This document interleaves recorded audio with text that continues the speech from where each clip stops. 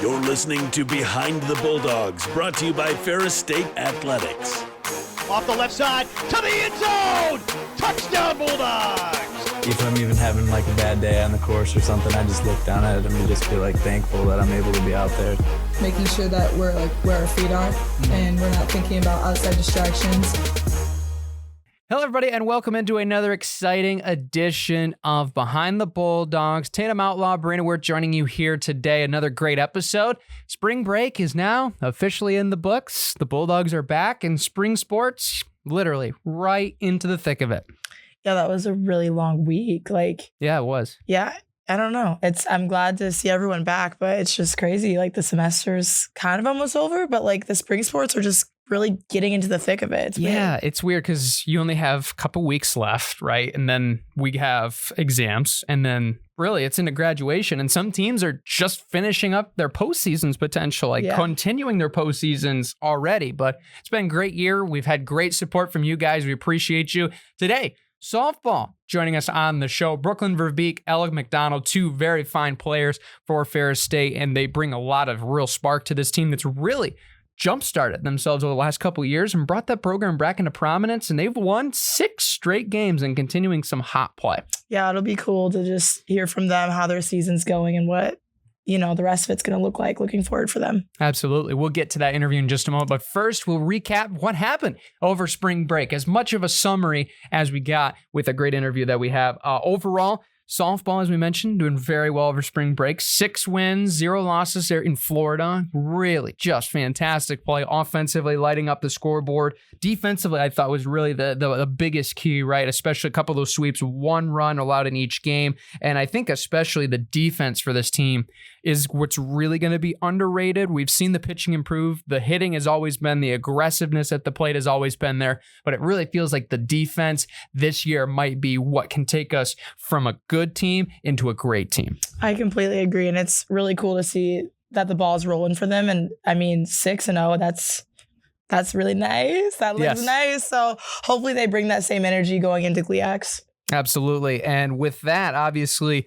we'll have to get into tennis. They didn't have the same success. They had some great success going into the break, played some really tough teams, ranked nationally teams. They always go down there to compete very well against some good teams. They did that. Results didn't quite show it, right? Facing off against some really, really tough opponents. I think really at the end of the day, it's that experience that brings it back. You load that regular season schedule. You might take the losses, right, in March, but it's what really can propel and have you learn from those experiences going into April and May. That is super key. So obviously, taking on a really good team, St. Mary's from Texas, very, very much ranked teams. So I think that goes to show how good that their schedule is going to be. And they're going to just keep on improving. Coach Doran's team is going to have that team ready going by postseason. Oh, for sure. And I think playing those difficult nationally ranked teams, like you learn so much from those games, and that'll only help us looking forward. And I think our tennis team as well, like they can hang with anyone, so they're very capable of winning a lot of the matches that they're in. For sure. And we also had some golf action over this past weekend. They're from the Carolinas. We had Zach and McCoy on not too long ago. They were very excited for the tournament, and you can see why, finishing 7th in a really tough field, as well as the women's finishing 9th in their South Carolina tournament, just one state to the south. So really good performances from Coach Stark's crew. I know he's really fired up with his team. We talked especially to some of the players. They're fired up just to be outside, 1, let alone 2, to be able to compete on the big stage. Oh, I agree. I think it's so cool too to talk with all the athletes before they go and hear their thoughts, what they're going to do, and then to see them go out and do it. So I'm just really happy for both the teams. Yeah, there we go. Those seasons are kicking off. And then we also have some unfortunate news to recap with basketball, unfortunately ending this past week in the regional quarterfinal rounds. Women's team battled tooth and nail all 40 minutes against a really good number 5 nationally ranked Ashland team. Might have been 12 on the scoreboard. I was at the game. It was basically 5-6 the entirety of that game. Our team fought the whole way. Unfortunate early end, but for how much resilience this team has shown, skyrocket expectations and potential next year. Oh, for sure. I mean, that team's been through it this season, as most teams do go through a lot. I mean, it was just watching them and how they dealt with adversity the entire season, and they never stopped working hard. They just kept working harder. So overall, I'm really proud of them. Nothing really shows a team's character like when they're in the lowest place, right, losing star players, but they keep their head down and their chin up at the same time. I think that really goes to show how good this team was. Yeah. Men's did that as well. They had multiple injuries this year. Fortunate 2-point loss to UMSL, who reached the regional final before losing to Lake State. I think it really goes to show this team's got a lot of potential. There was a lot of moving pieces into this year's team, and you could see they were starting to figure it out. There were still some times where the chemistry, could have improved.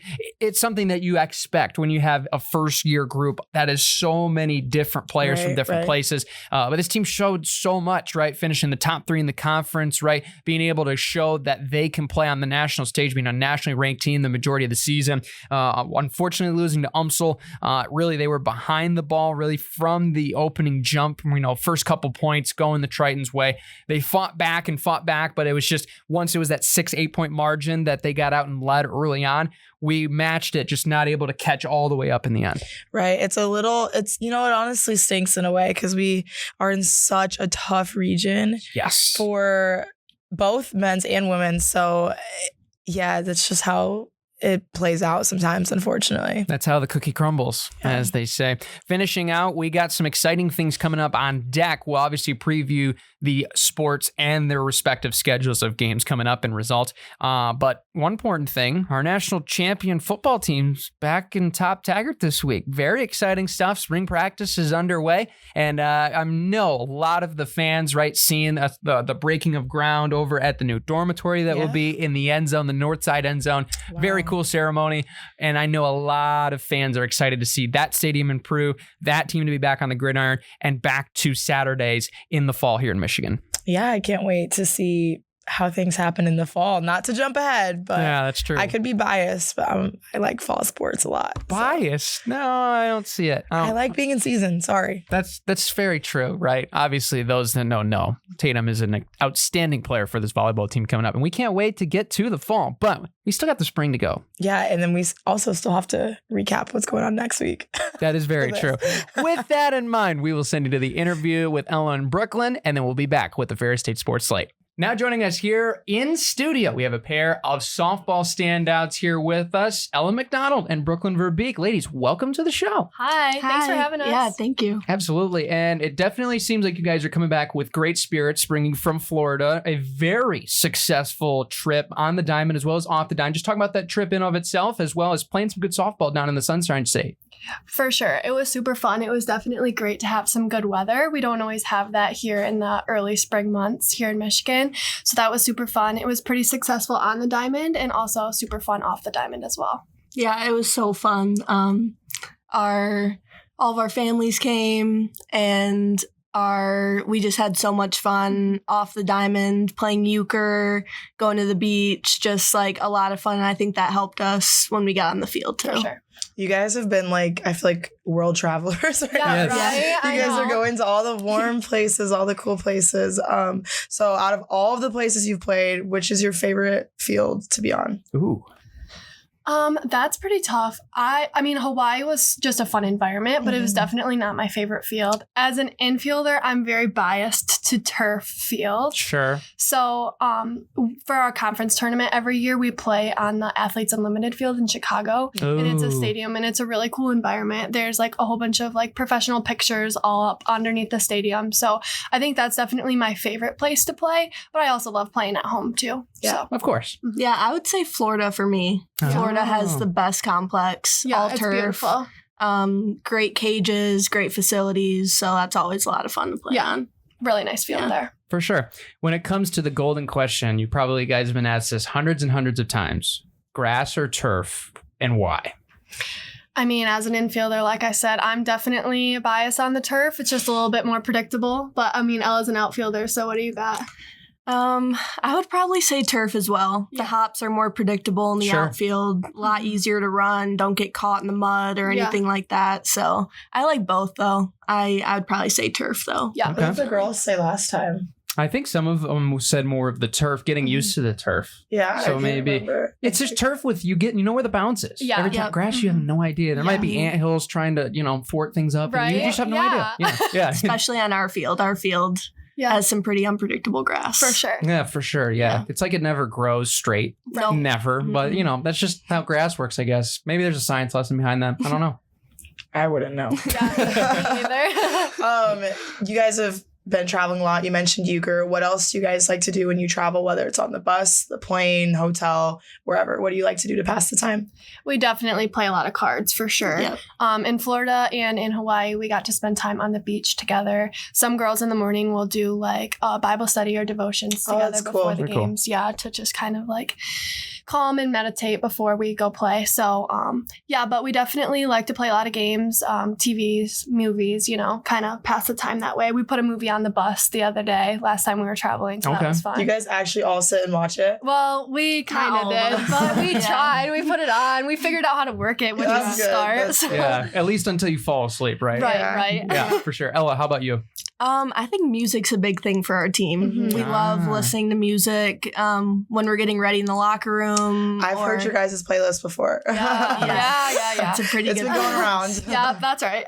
Yeah, but even on the bus, before games, I think that just hypes everyone up, and we love listening to it. So. Right. Yeah, we try not to, one of our team rules is like to not be on the phone when we're like getting close to the fields or to the game. So we like to listen to music all together. Kind of just brings us together and gets us like centered before we play. Totally. Yeah. For sure. Speaking of music, the golden question, we haven't played a home game yet, but if you want to spoil it, what's going to be the walk-up for 2025?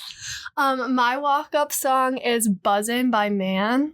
Okay. So, yeah, a little something this year, but we'll see. Okay, all right. Ella? Mine is White Horse by Chris Stapleton. Ooh, okay, all right. Both very, very good Switching it up. Yeah. Is there something that has to come into play when it comes to picking the walk-up song? Is there something that you're looking for? Or is it just, whatever jazzes you to the nines, as they say?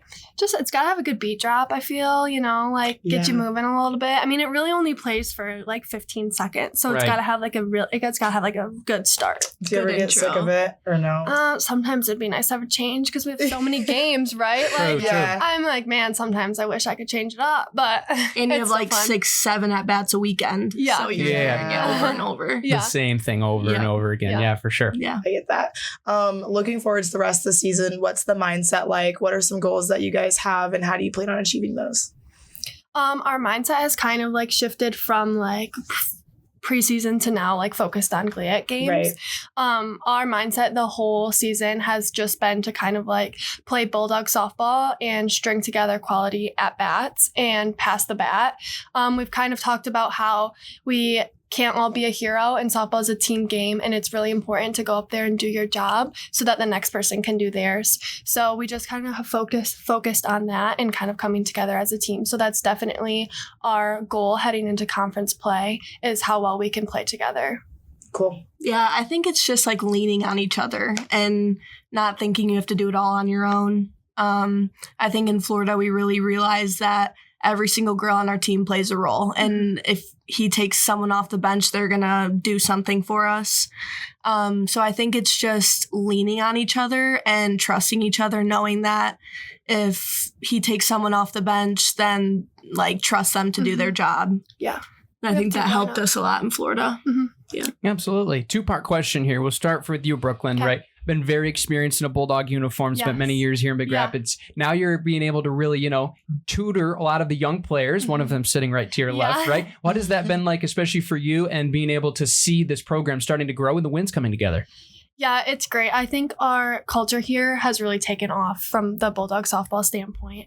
It's been really awesome to get to pour into younger players as I was poured into myself as a younger Bulldog. So I think it's really a cool experience. And not only do you see it on the field, kind of mentoring girls and like on the field, but you also see it off the field as well. Talking about school and life and just being able to be there and support them both ways is super meaningful to me, and I'm sure it's meaningful to them too. But it's also, it goes both ways. Although I'm an older athlete here, there's still definitely things that I can learn from my younger friends too. So Well, and I feel like your team has gone through a lot of changes within the last couple 100%, years, yeah. like new coach. You guys had like 1 million freshmen coming in a couple for sure. years ago. Yeah, for sure. And I feel like it was a little bit of a rebuilding, and that takes a lot of effort to build that team culture and be a mentor. So how do you go about like making those strong team and friend relationships with all the younger girls? Yeah, I think it's just important to get to know them. Like, especially coming in this year, you're like, wow, there's so many new girls. And sometimes that can be hard and it can be scary, but everybody, like Ella says, brings something different. And we've kind of each settled into our own role, which has been really great. Building the relationships, I really just think takes a priority in just getting to know who they are and how they function. And I think for me, it really matters off the field before on the field. So you get to know how they respond to things, what they're interested in, and just what they like so you can grow a relationship with them. For sure. Yeah, I think for one, Brooklyn is our best leader. She's off the field, on the field. We have very strong upperclassmen that lead us. Maddie, J. Joe, like they all lead our team.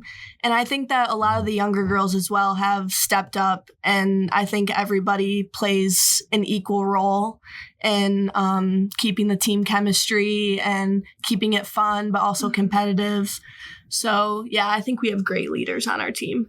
For sure. Ella, we'll start with you this time. When it comes to the resilience of softball, right? It's a game of being able to score, being able to defend, but the mentality of the game is where a lot of teams go from great teams to elite teams and championship teams. What is it for you, especially, going up to the plate, going into the field, that mentally your mindset is in the game of softball, where one error could be one run and ultimately the choice of what the outcome of the game might be? Yeah, I think it's just trusting yourself and trusting your teammates. But at the same time, also just trying to have fun. Like you've been playing the sport since you were little. It's the same sport. The sport doesn't change. So I think just trying to keep the fun in it and not putting so much pressure on yourself. Like for me, I put a lot of pressure on myself as an athlete. So just trying to have fun and focusing on positive instead of the negative. But yeah, that was well said.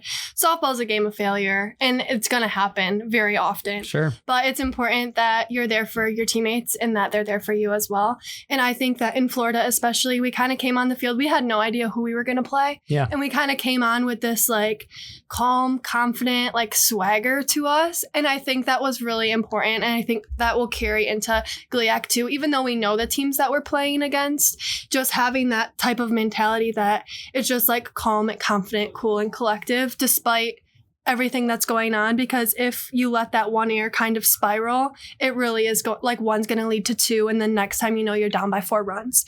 So I think just having that like collectiveness to us will definitely help. Yeah, totally. Shifting gears just a little bit, what are you guys studying and why? I am studying early childhood education, and I have a concentration in child life and in birth through kindergarten. And I'm studying it because I'm super passionate about helping young kids. So very cool. Ella, how about you? I'm studying psychology. I'm hoping to be a school counselor or a child psychologist. Same thing with Brooklyn. I am very passionate about kids, love kids. So I'm hoping to help kids one day. For sure. Yeah. Very cool. And both of you inspiring to help kids, right? The future generation. What is it especially about helping those kids that drives you to that career? For me, helping kids both in the classroom and potentially in the hospital is appealing to me, just because it's an environment that might be scary for some people, especially the hospital environment, not necessarily knowing what procedures or things are going to look like. So just making kids feel more comfortable and confident in their abilities and just understanding things in a developmentally appropriate like language is something that's super important to me, and is why that's what brought me here. So yeah. Awesome. Ella, how about you? I think it's just like putting myself in their shoes when I was a kid. Struggled with confidence for a while, and I want to help kids grow confidence in themselves in school, in sports, just all around help them try and be more confident. And I don't know. Yeah. Yeah, you're good at that. Well said. Could you see yourselves coaching at all? I mean, it's kind of for sure. Yeah. in a If I way. work in a hospital, it would be a little bit tough with the schedules. But if I work in a classroom, I will 100% see myself coaching. And I think that'd be super fun to kind of build the next generation for sure. Yeah. Yeah, I'm hoping if I become a school counselor, I'll have that Schedule. summer off, easy schedule. So The I can schedule is coach. nice for Yeah. teaching. So in the school, for sure. For sure, yeah. Coach Schumann's ears just perked up. Saying, Yeah, "Ooh, maybe, goodness. just maybe. Yeah, right? For sure. Fun question before we get to the final question. Okay.